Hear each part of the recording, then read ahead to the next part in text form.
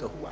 शिव किसको का शंकर, उससे जाकर आप केवल एक लोटा जल समर्पित करिए, उससे दिल से अपने हृदय की बात। आप टीवी के सामने कथा सुन रहे हो, आस्था चैनल पर कथा सुन रहे हो, फेसबुक यूट्यूब पर कथा सुन रहे हो, आपकी चित्तवृत्ति परमात्मा में लगी हुई है। भले सियोर वाला महाराज तुम्हें दिखे ना दिखे, पर आप इस पंडाल में जहां मर्जी पड़ी वहां बैठकर कथा का रसतत्व ग्रहण कर रहे हो, तो ये निश्चित है अगली कथा जहां पर होगी 3 महीने में तुम्हारा भी पत्र वहां पर होगा कि बाबा ने मेरे ऊपर ये कृपा करी है। ये चित्त, ये आनंद, ये सुख, ये वृत्ति, ये भगवान ही देता है। एक इंजीनियर महोदय ने पत्र लिखा है, आपके मंदसौर के ठेकेदार भी हैं, इंजीनियर भी। देखिए,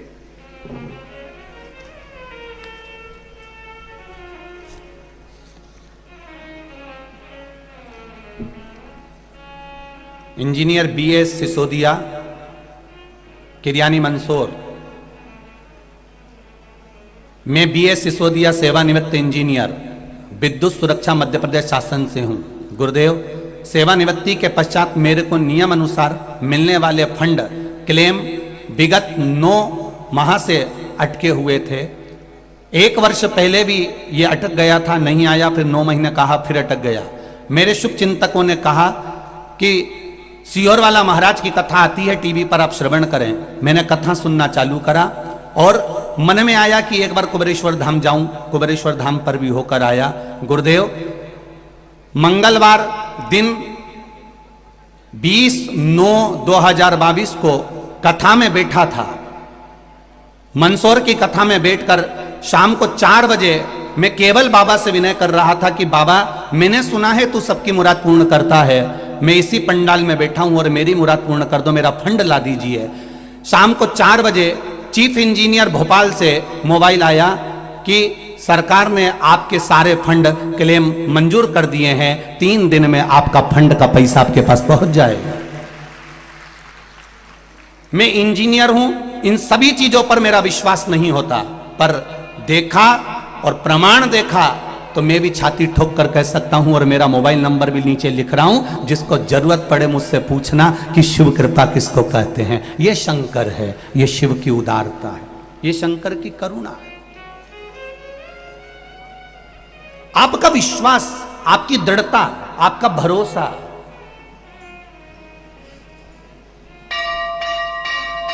लोग कहते हैं साधु तप करता है, संत तप करता है, तपस्वी तप करता है। ये मेरा विश्वास कहता है आपका तप भी कम नहीं है मेरी जीजियों, मेरे भाई। सवेरे से एक जैसे बैठे रहते हो, बिना कुछ खाए पिए, मिल गया तो खा लिया, आराम रत्ती भर का नहीं। सवेरे स्नान करा, आए, बैठे, और तुमने जो तप चालू करा, धूप सूरज की तपन, प्यास लग रही है, भूख लग रही है, गर्मी पड़ रही है, इधर आपस में एक दूसरे के शरीर की तपन भी बनी हुई है, उमस अपनी जगह पर है, और उस बीच में 3 घंटे की कथा के लिए कम से कम 9 घंटे तक इंतजार करना पड़ रहा है, तब कथा मिल रही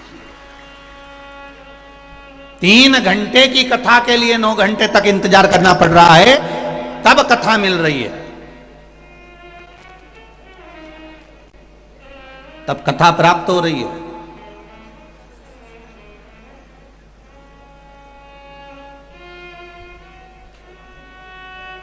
और मिली तो तुम्हारी तप साधना खाली नहीं जा सकती। तुम ये नवरात्र में बैठकर यहाँ तप ही तो कर रहे हो, ये नवरात्र में बैठकर तुम साधना ही तो कर रहे हो, ये नवरात्र में बैठकर कथा के लिए इंतजार ही तो कर रहे हो, परमात्मा को पाने के लिए। यहाँ कुछ भी नहीं है इसके सिवाय, कुछ भी नहीं।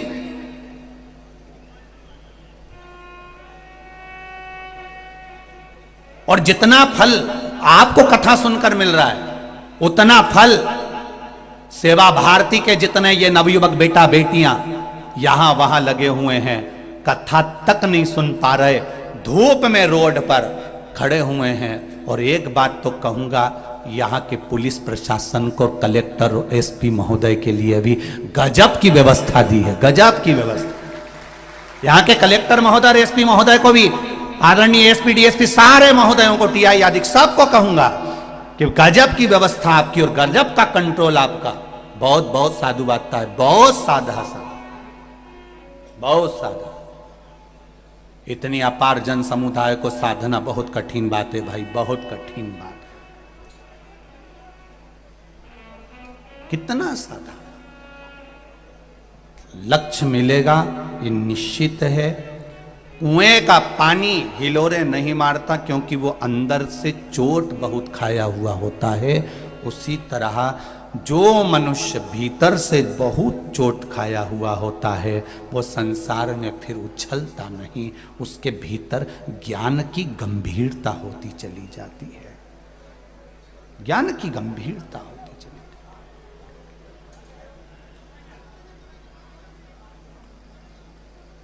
जाती। एक सेठ जितना सुखी नहीं होता उतना सुखी भिखारी होता है। कौन सुखी है? जम के बोलो जरा, अरे अच्छे से बोलो। भिखारी। एक सेठ जितना सुखी नहीं होता उससे 1000 गुना सुखी एक भिखारी होता है। क्यों? भिखारी 100 घर से मांगकर खाता है और सेठ दिन भर कमाता है तो भी अपना टिफिन सही से खा नहीं पाता है।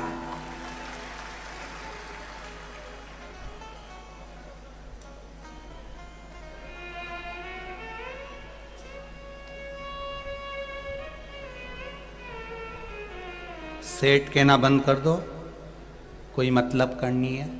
जब तुम प्रेम से 2 रोटी सही से नहीं खा पा रहे हो, खाते समय भी मोबाइल हेडफोन लगा हुआ है, धर्म पत्नी के मुख से एक बार भी नहीं निकलता कि तुम अच्छे से रोटी खाओ, ये सब काम बाद में होता रहेगा।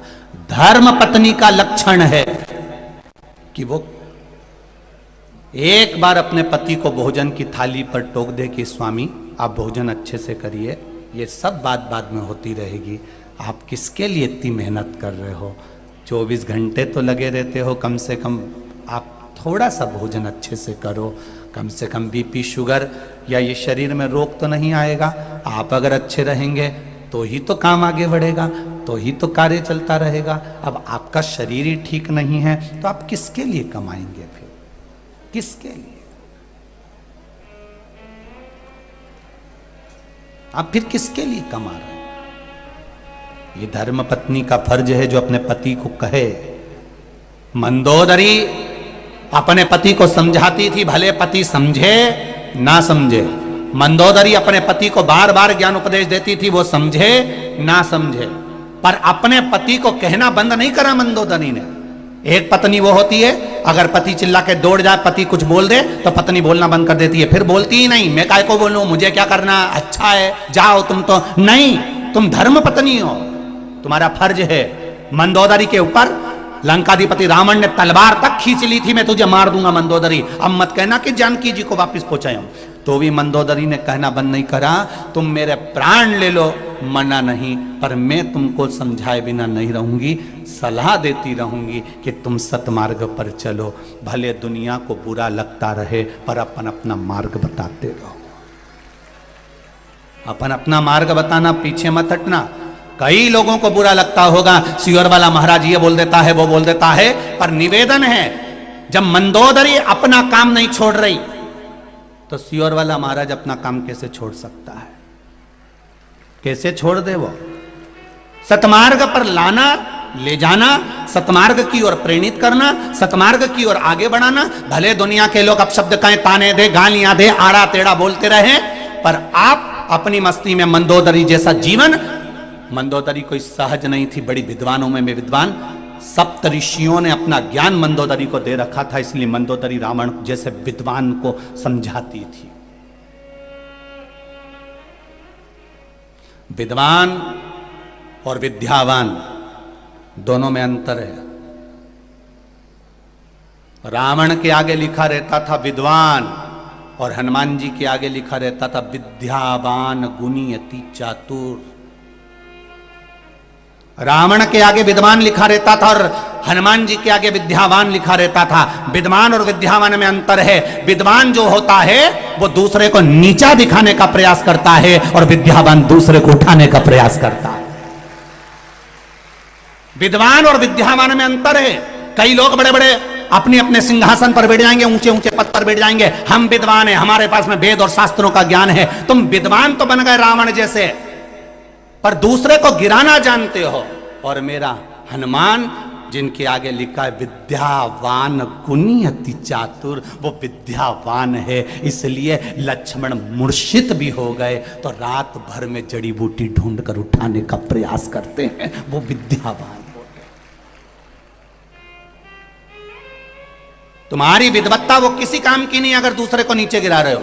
तुम्हारा विद्वत्पन वो किसी काम का नहीं अगर दूसरे को नीचा दिखा रहे हो। तुम्हारी विद्वत्ता वो किसी काम की नहीं जो दूसरे पर उंगली उठा रहे हो। तो विद्वान और विद्यावान में अंतर है। विद्वान लंकाधिपति रावण है जो दूसरे को हमेशा नीचा दिखाता है। मंदोदरी तो मुझे जानती नहीं है, विभीषण को लात मारकर निकाल दिया, सग्गा भाई था। अगर इतना बड़ा विद्वान था तो यह सोचना था कि मेरा भाई कहां जाएगा, मेरा भाई कितनी ठोकर खाएगा, मेरे भाई को कहां कहां जाना पड़ेगा। तो विद्वान है ना, इतना बड़ा विद्वान बनता है तो अपने भाई को लात मारकर क्यों निकाल दिया।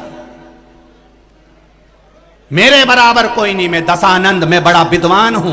विद्वान दूसरे को नीचे नहीं दिखाता, भरी सभा में अपने भाई को लात नहीं मारता। और देखो विद्यावान का लक्षण कि वो विभीषण जब हनुमान जी के उस राम जी की शरणागति में मेरे राघव जी की पहुंचा तो किसी ने कुछ नहीं बोला। हनुमान जी ने कहा, क्योंकि विद्यावान थे तो उन्होंने कहा नहीं सरकार, इनको रख लीजिए, क्योंकि ये विभीषण हैं, इनके दरवाजे पर तुलसी का क्यारा है, इसको आप अपनी सेना में रख लीजिए। ये विद्यावान गुणी अति चातुर।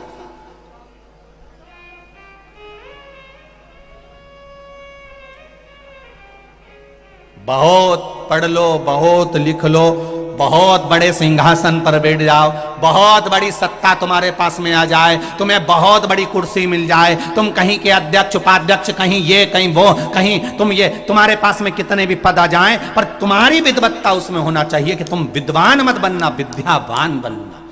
कल जजमान लोग मिलने के लिए शाम को आए और हमारे सेवा भारती के कोई भाई उनका परिचय दे रहे थे, और सेवा भारती के कुछ भाई उनका परिचय दे रहे थे। तो उन्होंने परिचय में बहुत सुंदर सुंदर बातें हमको कही कि साहब ये हमारे यहाँ के सेठ जी हैं और ऐसा है, और कहा साहब ये प्रॉपर्टी डीलर हैं, ये इनकी कॉलोनियाँ बनाते हैं, कोई कहा इनका ये मील है, कोई कहा इनका ये है। पर ईमानदारी की बात कहूँगा, आप पांचों जजमान मिलने आए, पर मुझे नहीं लगा कि आप बहुत बड़े करोड़पति होगे, मुझे तो लगा शिव के भक्त हो। मुझे तो केवल आपकी सरलता दिखी, आपकी सहजता दिखी, आपकी नम्रता दिखी, और आपकी नम्रता में मालूम पड़ जाता है कि इनमें विद्यावान है कि विद्वान है।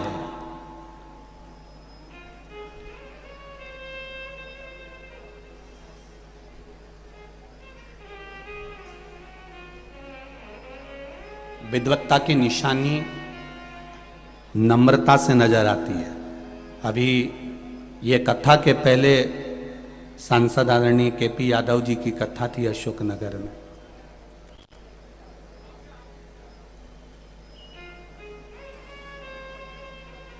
अच्छा लगा, लोगों के पास में सत्ता आ जाती है तो वो किसी को गिनते नहीं, पर हमने देखा वो दिन में भी कथा का रसतत्व, रात में भी जहाँ जहाँ भक्त लोग रुकते थे वहाँ सेवा के भाव से जाते थे। एक मंदसौर की बेटी ने पत्र लिखा है कि हमारे मंदसौर में ये शिव पुराण नहीं है, हमारे मंदसौर में ये कुंभ का मेला है जिसमें दिन में भी और रात में भी एक जैसा आनंद आया है। ये बेटी है मनीषा बधेरवाल, केशव कुंज मंदसौर से हैं, उनका मोबाइल नंबर भी उन्होंने लिखा है। आप ही ने लिखा है बाबू, श्री शिवाय नमस्तुभ्यम। आपने पत्र में लिखा है ये मंदसौर नगर की शिव महापुराण की कथा नहीं है बाबू। बहुत सुंदर बात लिखी है आपने, और एक बार दोनों हाथ हिला दो, श्री शिवाय नमस्तुभ्यम। ये मंदसौर नगर की शिव पुराण की कथा नहीं, ये हमारे मंदसौर नगर का कुंभ का मेला है। जितना दिन में आनंद आता है इस मंदसौर नगर के इस कथा के पंडाल में रात में उससे ज्यादा आनंद आता है। लोग भजन करते हुए दिखते हैं चारों तरफ। उसमें लिखा आपने एक लाइन बड़ी सुंदर कि हमारा मन ही नहीं कर रहा कि यह कथा विराम हो और हम अपने घर जाएं। हम तो दिन और रात इस कथा का रस तत्व ग्रहण करते रहें, ये लक्ष्य है। बैठो बेटा, श्री शिवाय नमस्तुभ्यम। ये लक्ष्यता है हमारी, ये आनंदता है हमारी।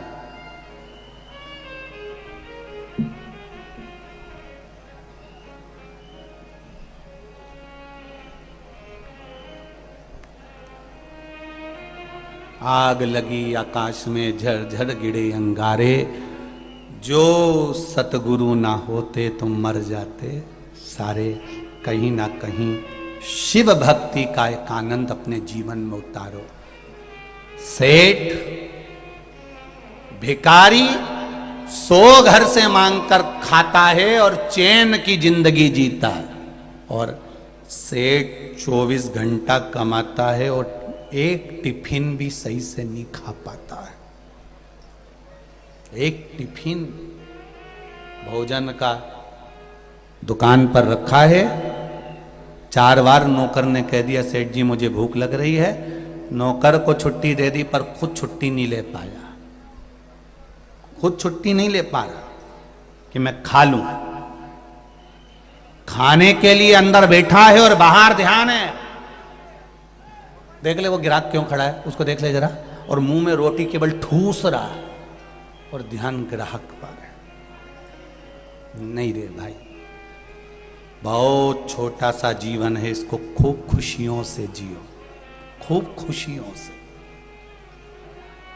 जब इस जीवन को आप खुशियों से जियोगे, इस जीवन को आप आनंदता से जियोगे, तो एक आनंद की अनुभूति अलग से होगी, अलग से।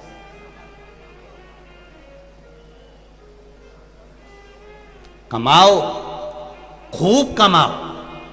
मेरा भोलेनाथ, जितना आपने इस कथा में अगर लगाया हो या कहीं समर्पित किया हो या सेवा भारती के प्रकल्प में कहीं साथ दिया हो, तो मेरा महादेव आपको खूब दे, मना नहीं है। कमाओ, खूब कमाओ, तुम्हारे शरीर की कैपेसिटी से ज्यादा कमाओ। पर एक बात अपने दिमाग में बिठा कर रखना कि कमाई के साथ में थोड़ा अपने शरीर पर भी खर्च करो और अपने जीवन को खुशियों के साथ में जियो, खुशियों के साथ। इस जीवन को थोड़ा सा अच्छा जीने का प्रयास करिए।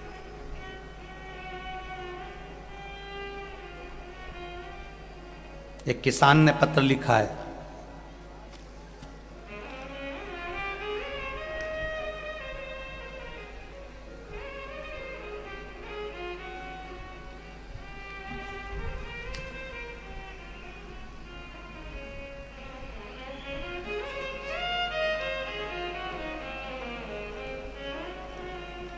धर्मेंद्र राजेश्वर, चंदवासा गांव, तहसील शामगढ़, जिला मंदसौर से आया हूं। सत्येंद्र नागर मेरा नाम। गुरुजी मैं एक किसान हूं। कहीं बैठे हैं सत्येंद्र जी? जहां कहीं बैठे हो तो हाथ हिलाइएगा। अच्छा आप ही हैं, दोनों हाथ हिला दो। अच्छा दोनों आए हो क्या, पति पत्नी? ठीक है। श्री शिवाय नमस्तुभ्यम, हाथ हिला दीजिए एक बार। श्री शिवाय नमस्तुभ्यम। मैं सत्येंद्र नागर हूं, एक किसान हूं। मेरा बचपन से लेकर अभी तक का जीवन किसानी में बीता है गुरुजी। 2 बीघा खेत है मेरे, उसमें गेहूं की फसल बोई थी। उसके ऊपर बिजली के तार जा रहे थे गुरुजी। मैं रोजाना उनकी निगरानी करता था। पर जब आपकी शिव महापुराण की कथा रतलाम में चल रही थी, तब मैं घर पर बैठकर कथा सुन रहा था और खेतों में नहीं पहुंच पाया। तभी वो तारों से खेत में आग लग गई गुरुदेव। और आग लगी, किसी ने आकर कहा कि तुम्हारे खेत में आग लग गई है बिजली के तारों से। मैं भागा गुरुदेव। खेतों पर जब मैं गया, पूरे गांव के लोग मेरे साथ दौड़कर जब मेरे खेत पर पहुंचे, तो हम क्या देख रहे थे कि हम तो यहां शंकर की कथा सुन रहे थे, वहां पर एक काले रंग का व्यक्ति पूरी आग को बुझा रहा था। एक काले रंग का आदमी पूरी आग को बुझा रहा था, और एक भी गांव वाले ने और एक भी हम लोगों ने एक बाल्टी पानी नहीं डाला, और उस काले रंग के आदमी ने पूरी आग को बुझा दिया।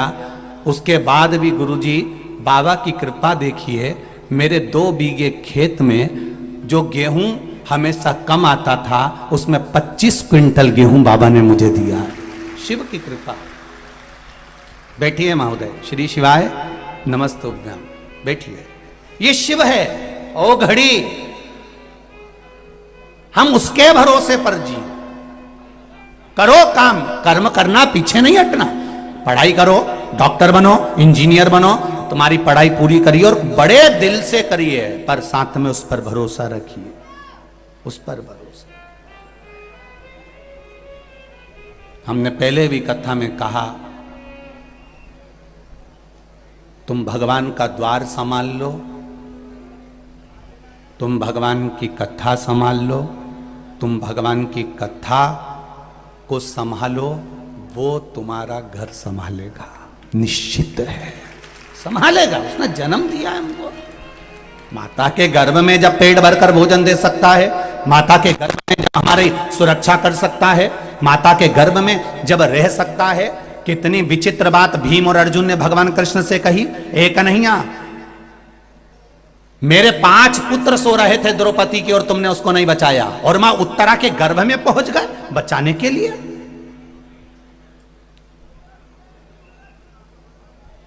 श्रीमद् भागवत में लिखा है कि द्रौपदी के सोते हुए 5 पुत्रों का वध अश्वत्थामा ने कर दिया। और अश्वत्थामा बड़े विद्वान थे, बड़े ज्ञानवान थे, उनके बराबर कोई विद्वान नहीं होगा। कितने विद्वान थे अश्वत्थामा, कितने विद्वान। एक गुरु के पुत्र थे अश्वत्थामा। तो किसी ने पूछा, गुरुजी अश्वत्थामा को हो क्या गया था ऐसा ही, इसकी बुद्धि को क्या भाटा पड़ी गया था? बताओ, इतना बड़ा गुरु, इतनी बड़ी पद, ब्राह्मण पुत्र अश्वत्थामा, एक गुरु का पुत्र अश्वत्थामा, इसकी बुद्धि को क्या हो गया था जो इसने द्रौपदी के सोते हुए 5 पुत्रों का वध कर दिया? इसकी बुद्धि कहां चली गई थी? कहीं नहीं गई थी। अश्वत्थामा आज अपने टेंट से बाहर, युद्ध के मैदान में अपने पंडाल से बाहर,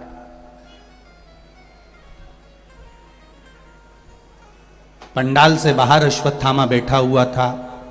और अश्वत्थामा जब पंडाल के बाहर बैठा हुआ था, उस जगह पर जब पंडाल के बाहर बैठा है, उस जगह पर बैठे बैठे अश्वत्थामा ने क्या देखा? अश्वत्थामा क्या देख रहा था? अश्वत्थामा क्या देखता है कि एक उल्लू पेड़ पर आकर बैठ गया। एक उल्लू पेड़ पर आकर बैठा और उल्लू ने क्या करा? कौवे के जो बच्चे थे वो सो रहे थे और रात के समय उल्लू आया और वो कौवे के बच्चों को मारना प्रारंभ कर दिया।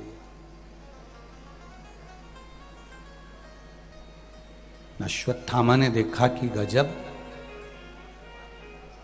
अगर दिन में उल्लू आता तो इसको कौवा भगा देता, अगर दिन में उल्लू आता तो इसको कौवा भगा देता, पर ये रात को आया है, इसलिए कौवे के बच्चे मर गए और कौवा इनको देख तक नहीं पाया। अश्वत्थामा की बुद्धि में उल्लू की बुद्धि भर आ गई और अश्वत्थामा ने यह ज्ञान उल्लू से प्राप्त कर लिया कि अब मुझे भी यही करना है। अगर पांडव दिन में नहीं मरते तो उनको रात को मारूंगा। और रात को पांडव के पुत्र सो रहे थे और अश्वत्थामा ने तलवार उठाकर उनको मारना प्रारंभ कर दिया। ये उल्लू से सीखा था अश्वत्थामा।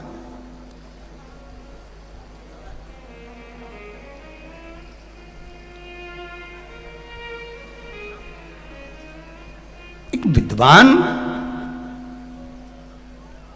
कितना प्रबल विद्वान अश्वत्थामा, जिसने द्रौपदी के सोते हुए 5 पुत्रों को मार दिया। भीम और अर्जुन कह रहे हैं भगवान कृष्ण से, आपने जब उत्तरा के गर्भ में पड़े हुए बच्चे की रक्षा अंदर घूम घूम कर दी, तो फिर हमारे पुत्रों की रक्षा क्यों नहीं कर पाए? ये क्यों मर गए?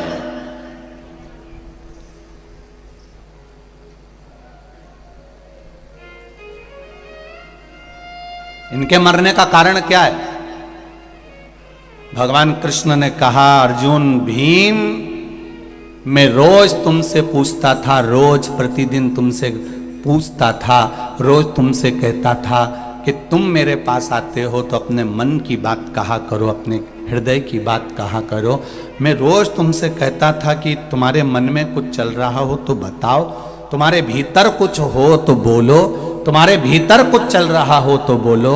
और भीम, अर्जुन, नकुल, सहदेव, युधिष्ठिर सब एक बात कहते थे, कन्हैया आपको चिंता करने की जरूरत बिल्कुल नहीं है, हम सब निपट लेंगे। आपने कहा था कि हमें चिंता करने की जरूरत नहीं है, हम सब निपट लेंगे। अब तुमने ये कह दिया रोज प्रतिदिन कि हमें चिंता करने की जरूरत नहीं है, हम सब निपट लेंगे। पर उस उत्तरा ने, जिसके गर्भ में मैं गया था, उस उत्तरा ने ये नहीं कहा कि आपको चिंता करने की जरूरत नहीं है। उत्तरा ने तो मुझे पुकारा, कन्हैया हे परमात्मा, मेरे गर्भ में सामने से ब्रह्मास्त्र आ रहा है और वो नष्ट करेगा मेरे गर्भ को, तुम रक्षा कर लो। तब मैं उसके गर्भ में पहुंच गया। आप रोज भगवान के मंदिर जाओ, प्रतिदिन भगवान को एक लोटा जल चढ़ाओ, प्रतिदिन भगवान को एक बेलपत्र चढ़ाओ, एक चावल का दाना रोज चढ़ाओ, तो आप भगवान से मिलने जाओ तो अपने दिल की बात जरूर कह कर आओ। अर्जुन, भीम, नकुल, सहदेव, युधिष्ठिर रोज भगवान से मिलते थे, पर उन्होंने नहीं कहा, उन्होंने कहा हम सब देख लेंगे, आप चिंता मत करो, हम सब देख लेंगे। आपको यह कहना था कि आप बैठे हो तो मैं टेंशन क्यों लूं, पर उन्होंने कहा हम बैठे हैं तो आप टेंशन मत लो।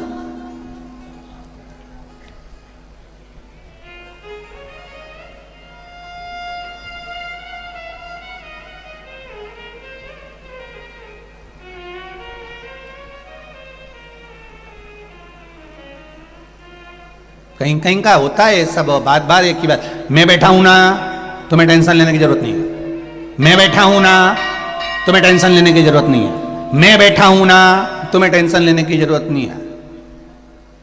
और इतनी देर में जनरेटर बंद हो जाए तो,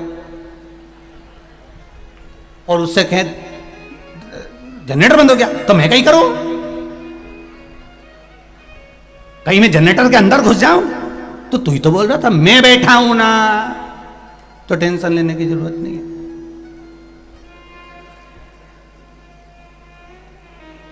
जो मैं बैठा नहीं, वो कहता है मैंने जनरेटर के लिए दूसरे को लगा रखा है, टेंट के लिए मैंने दूसरों को लगा रखा है, इस व्यवस्था के लिए मैंने दूसरे को लगा रखा है, इसके लिए मैंने दूसरे को लगा रखा है। उसी तरह मैं कोई नहीं करे, वो ये कहे मैंने सारी व्यवस्था उस परमात्मा को दे रखी है, वो संभाल रहा होगा, वो देख रहा होगा, वो संभाल रहा है, वो देख रहा है।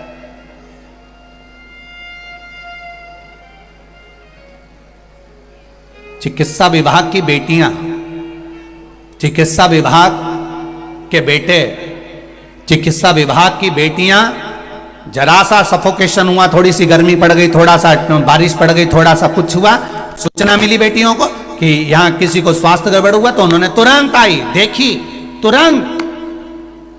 उसी तरह जैसे चिकित्सा विभाग की बेटियां, चिकित्सा विभाग के बेटे जरा सी सूचना पाने के बाद दौड़कर तुम्हारे पास आ जाते हैं, उसी तरह जिसका विश्वास परमात्मा में होता है, तुम्हारे को थोड़ा सा कष्ट आते से भोलेनाथ तुम्हारे पास आ जाता है। ये निश्चित है,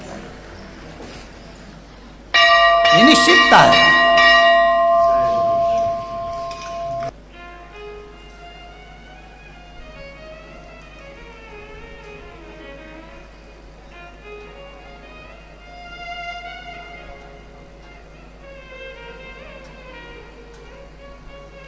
और ये हृदय का चित्त, ये भाव,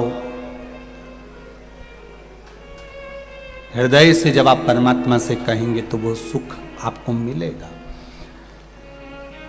पांडव हमेशा कहते रहे आपको टेंशन लेने की जरूरत नहीं है, हम संभाल लेंगे, तो 5 बेटे गंवा दिए उन्होंने केवल यही बोलने में। और उत्तरा के गर्भ में बच्चा था उसने ये नहीं कहा कि मैं संभाल लूंगी। उत्तरा ने कहा मेरा बाबा द्वारकानाथ बैठा है और मुझे उम्मीद है कि वो मेरे गर्भ को संभाल लेगा। तो वो गर्भ के अंदर ही प्रवेश कर गया। जो भगवान के भरोसे जीता है, भगवान उसकी रक्षा अंदर से भी कर लेता है, उसके भरोसे पर विश्वास रखकर।